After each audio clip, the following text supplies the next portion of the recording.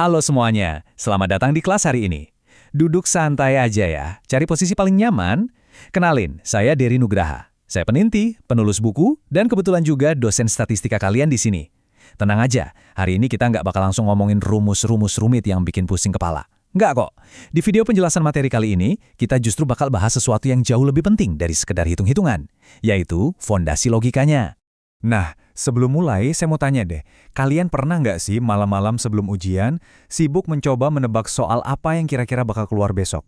Kalian kumpulkan soal tahun-tahun lalu, melihat pola dosennya, terus mengambil kesimpulan, wah materi yang ini pasti keluar nih besok. Hayo ngaku. Percaya atau tidak, tanpa kalian sadari, kalian itu sebenarnya sudah memakai pemikiran statistik di kehidupan kampus sehari-hari loh.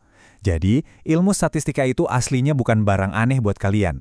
Oke, ini agenda santai kita hari ini. Kita akan bedah apa itu statistika, perbedaannya deskriptif dan analitik, populasi dan sampel, tahapan pengumpulan data, dan terakhir, hati-hati jebakan data. Semuanya murni dari fondasi bab 1. Sip, kita masuk ke pembahasan pertama. Apa sih sebenarnya statistika itu?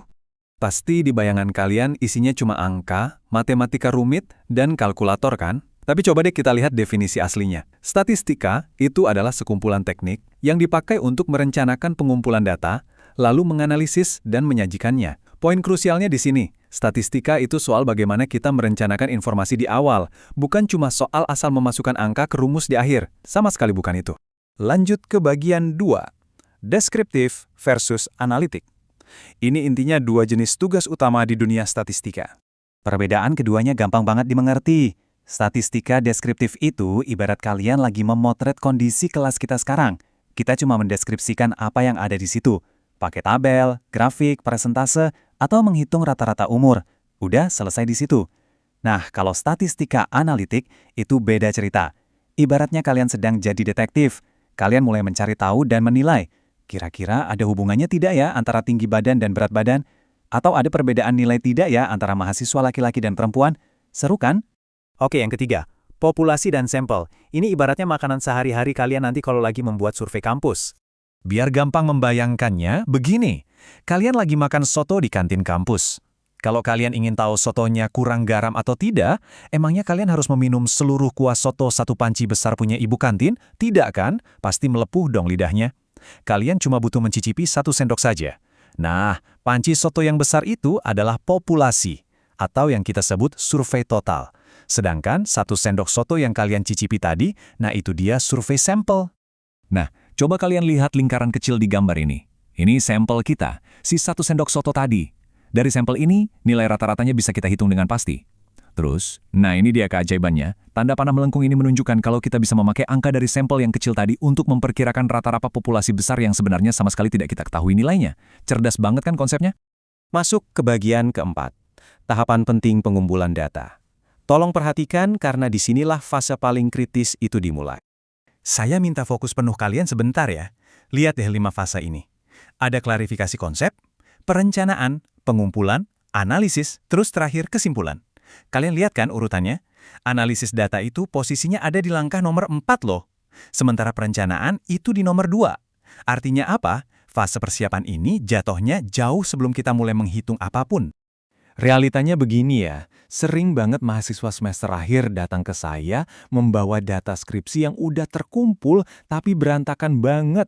Terus minta tolong dianalisis biar cepet lulus. Aduh, dengarkan saya baik-baik ya. Sekeren apapun atau serumit apapun rumus matematika yang kalian pakai, tidak ada satupun yang bisa menyelamatkan penelitian kalian kalau cara pengumpulan datanya memang sudah cacat dari awal. Camkan itu ya. Dan sampailah kita di bagian terakhir, kelima, jebakan data. Awas, ini banyak banget kejadiannya. Anda banyak banget jebakan pas kita mengumpulkan data.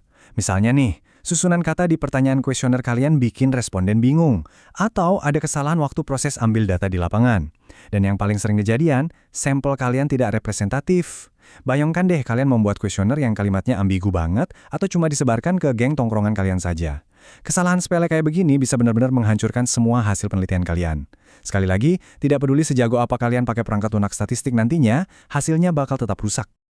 Sampai-sampai ada peringatan super menohok dari buku teks kita yang bilang begini, Survei sampel semacam itu tidak memiliki nilai statistik sama sekali, nol besar, tidak ada gunanya. Jadi kesimpulannya gampang, kalau fondasi pengumpulan datanya saja sudah jelek, ya statistik yang dihasilkan sudah pasti jelek juga.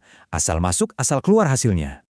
Sebagai penutup buat kelas santai kita hari ini, saya mau meninggalkan satu pertanyaan untuk kalian pikirkan. Nanti kalau kalian sedang membaca artikel berita di media sosial atau melihat angka-angka survei yang lagi viral, tolong jangan langsung ditelan mentah-mentah kesimpulannya. Tanyakan dulu ke diri kalian sendiri. Sebentar, ini datanya sebenarnya dikumpulkannya bagaimana ya? Siapa populasinya? Sampelnya sudah benar atau belum? Mulailah mempertanyakan fondasinya. Jangan cuma gampang takjub melihat angka atau rumusnya saja, oke? Terima kasih sudah bergabung dan diskusi bareng di penjelasan materi hari ini. Sampai ketemu lagi, dan tetaplah kritis.